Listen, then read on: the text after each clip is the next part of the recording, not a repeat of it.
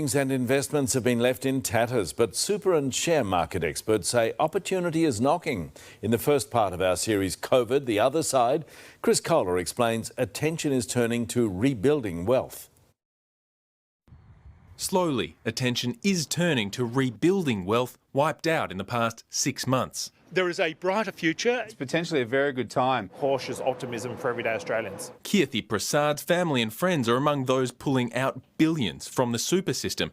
His only focus, looking for funds with better returns than his. Almost like every month, I do it religiously. I just look for indicators which can help me make my funds perform better. It's imperative to know that you're getting value for money from your super fund. Returns have been highest at Australian Super over 10 years, followed by Uni Super. Cbus and Host Plus tie for third.